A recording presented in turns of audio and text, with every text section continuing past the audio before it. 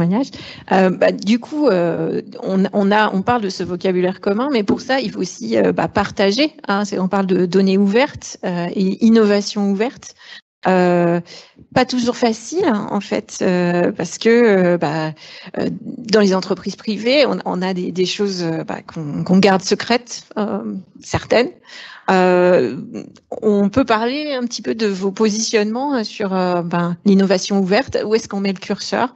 Comment? On avait même les questions dans le chat à Gencovery, puisqu'ils promeuvent l'innovation ouverte, et donc on leur a même demandé est-ce que vous allez ouvrir votre innovation, vous allez ouvrir Constellab, qu'est-ce que vous pouvez donner aussi à la communauté?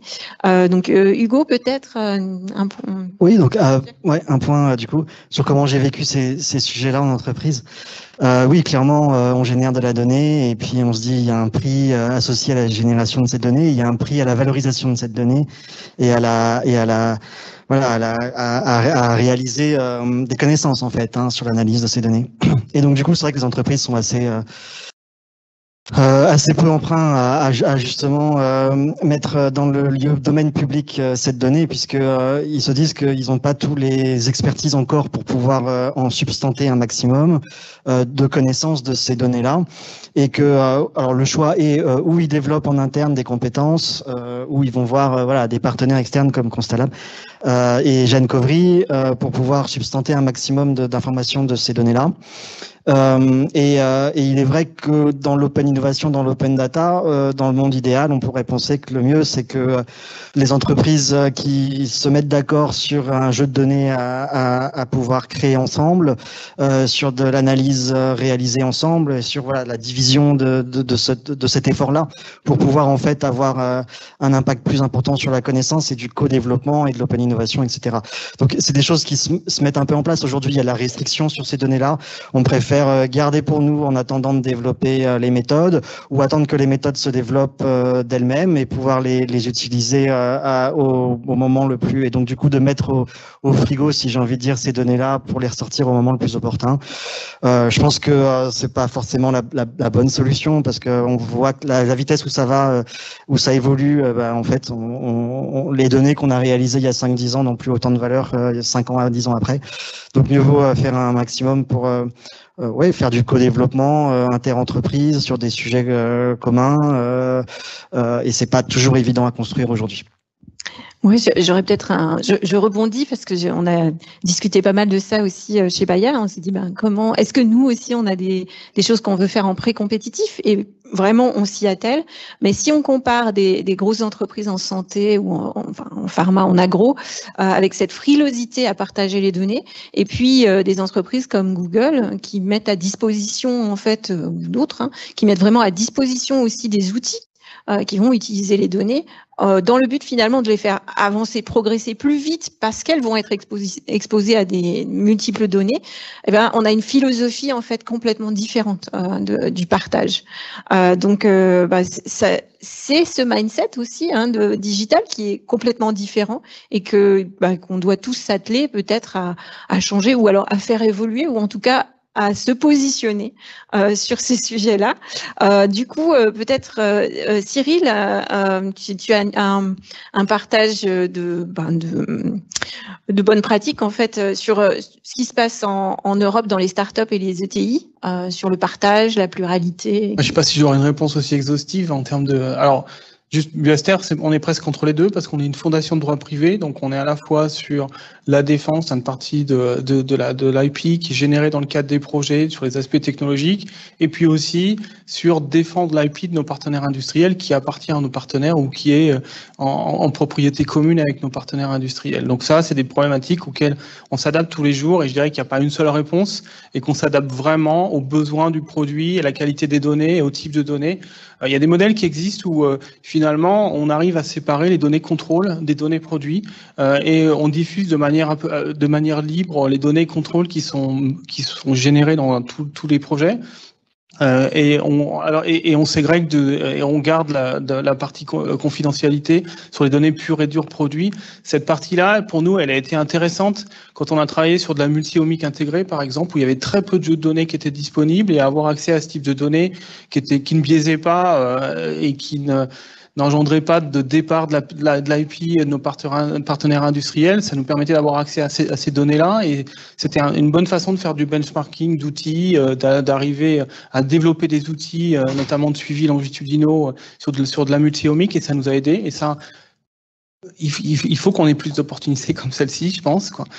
Et l'encourager dans les négociations de contrats et dans à fur et à mesure l'anticiper, c'est aussi ça. Hein, pour arriver à le faire, il faut aussi l'anticiper avant le démarrage des projets. Et puis du côté académique, on a des bons exemples quand même, quoi. C'est peut-être l'esprit anglo-saxon qui est plus tourné vers ce type de partage. Mais à UK Biobank, par exemple, il y a un travail monstrueux qui est fait en termes de partage de données. Alors j'ai un biais parce que c'est des données cliniques et c'est pas forcément des données in vitro comme on est en train d'aborder maintenant, mais des données cliniques associées à des données omiques et de l'échantillonnage. UK Biobank fait ça régulière, ils ont des mailings, donc quand des nouveaux échantillons, nouvelles données sont disponibles, ils sont envoyés à toute la communauté. Et c'est des exemples qu'on peut suivre. Alors il y a un modèle économique derrière tout ça, évidemment, mais au moins la connaissance de disponibilité de données, c'est un premier pas pour qu'on puisse ensuite faire le pas pour aller y avoir accès, solliciter les bases de données d'intérêt. Voilà. J'ai une question pour Lilia. Si tu as juste une idée de quel pourcentage des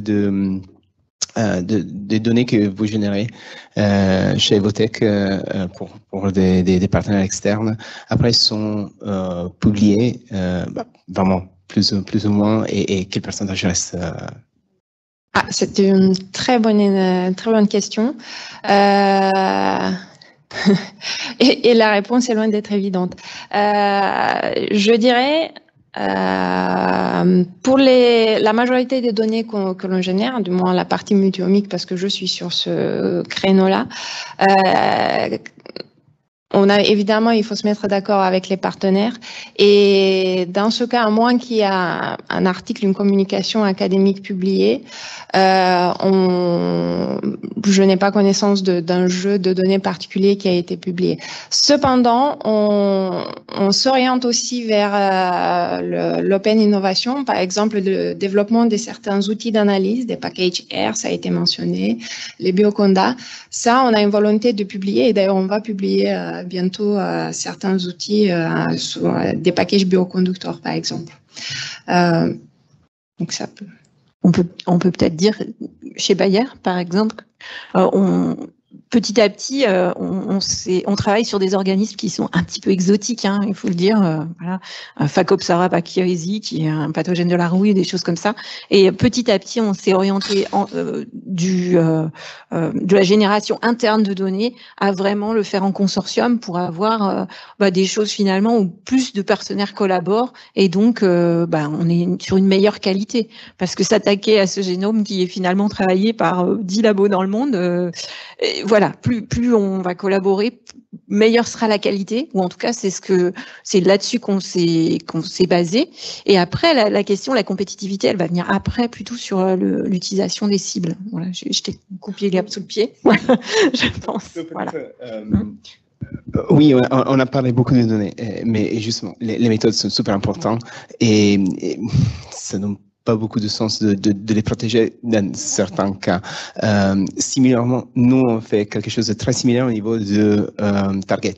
Nous, on protège pas les targets, on fait pas de brevets sur des gènes, même pas sur des systèmes d'exploitation. D'un côté, parce que c'est beaucoup de travail pour quelque chose, c'est difficile à protéger. Et d'un autre côté, parce que il n'y a pas vraiment la nécessité. Donc, chez nous, chez Bayer, on est beaucoup plus concentré sur la protection, surtout des molécules. Ça, justement, c'est le corps de métier, mais c'est vrai que pour la fonctionnalité, surtout la functional genomics, on est un peu plus ouvert. On espère de publier un peu plus. Peut-être juste pour compléter, je pense que en plus de partager les données, l'environnement dans lequel on les partage, ça peut avoir vraiment un rôle très important et l'événement le prouve bien. Donc, la vision qu'on a aussi chez Evotech, c'est d'avoir cet environnement digital de collaboration qui permet à la fois de mettre un socle, c'est-à-dire que tout le monde part de la même base, on ne change pas le contrôle qualité, le pré-traitement. Et en plus, on a un partage possible des sessions de travail, c'est-à-dire voici l'analyse, les étapes, les décisions que j'ai prises, et je peux le partager avec tout utilisateur qui est dans cette collaboration ouverte, alors ouverte à un périmètre partenaire par exemple, mais le jour est un consortium européen parce que je pense que c'est ce type d'instances qui peuvent promouvoir beaucoup plus loin. Donc les projets européens, un consortium, à ce moment-là, on a une instance dédiée avec tous les données qui ont été générées. Et là, ça peut aller vraiment créer des synergies avec des laboratoires académiques, start-up, etc. Mm-hmm. Merci pour ces bons exemples. Je vais laisser une question à Adama avant qu'on change de table ronde. C'est aussi pour rebondir sur le point de Lilia, sur l'espace en fait. Je pense que l'espace est important parce que je pense qu'il faut un environnement qui est structurant dans lequel on peut finalement faire de l'open data. Parce qu'aujourd'hui, pour moi, d'un point de vue business, on pense que l'open data, on pense tout de suite à la gratuité, je te mets données, j'ai pas de retour sur expérience. Est-ce que finalement, il n'y a pas un modèle économique à construire avec l'open data dans des espaces qui sont structurés, qui sont structurants, dans lesquels on va définir finalement les règles de partage? Et c'est une forme déjà d'ouverture. Ça veut pas dire que c'est pas parce que c'est pas gratuit que c'est pas ouvert. Et finalement, petit à petit, arriver vers des formes plus ouvertes. Et donc finalement, est-ce que il n'y a pas cette vision, cette business de l'open data qui n'est pas correcte en fait, je pense. Donc c'est une question aussi à poser. Tout à fait. Moi, je vais faire une question parce que justement, l'approche de Woolgy n'est pas forcément la même. Alors, je crois que Woolgy se positionne du côté du producteur de molécules de demain, donc le traitement de demain, peu importe le contexte. Et je vais me tourner vers Ilia et je veux dire, dans le cas de Ilia, j'ai l'impression, plus sur une société qui est aussi une société de service et où l'outil en lui-même est le produit. Donc, comment est-ce qu'on se positionne quand on est une société de service où l'outil, on fait de la génération de données et l'outil, du coup, devient le secret de fonctionnement de l'entreprise, quoi. Comment est-ce qu'on gère l'open data, l'open innovation dans un contexte comme celui-là? Je suis pas censé poser des questions, mais j'y vais. Alors, pour être sûr que j'ai bien compris, parce que alors. C'est pas tant un secret, c'est plutôt l'investissement de l'implémentation, du déploiement, mais une fois que c'est fait, il y a une transparence sur toutes les méthodes. Et l'idée, d'ailleurs, parce que c'est le service, enfin, on est une société plutôt de recherche. Alors, on fait du service, mais on fait surtout des projets partenariés. Justement, ça va toujours dans l'esprit d'open data et de partage, open innovation et partage de risques. L'idée majeure, je pense, quand on crée un environnement structurant, comme le disait Adama, c'est d'utiliser l'effort des scientifiques là où est leur valeur ajoutée. C'est-à-dire les faire refaire tous les scientifiques les mêmes étapes sur toutes ces données qu'on partage à la fin, c'est vraiment beaucoup de temps perdu et on revient au fameux principe de 80-20 où finalement on passe 20% de notre temps sur là où est réellement notre valeur ajoutée et c'est un peu ça qu'on a comme un esprit. Et après au-delà de ça, je pense qu'il y a une réforme ou une révolution à transformer un peu les connaissances et les décisions. On a parlé aujourd'hui de Natural Language Processing et ça reste quand même un défi technologique. Et si on pouvait aussi synthétiser ces fameux rapports sur un format qui est lisible par une machine, je pense aussi qu'on peut aller encore plus vite sur certaines connaissances, à quel point elles sont fiables, à quel point on peut accélérer ou modifier les hypothèses de départ. J'ai peur que je n'ai pas répondu. Mais... Non, c'est... Merci pour ces perspectives. Vraiment, merci beaucoup. On va changer du coup d'intervenant pour la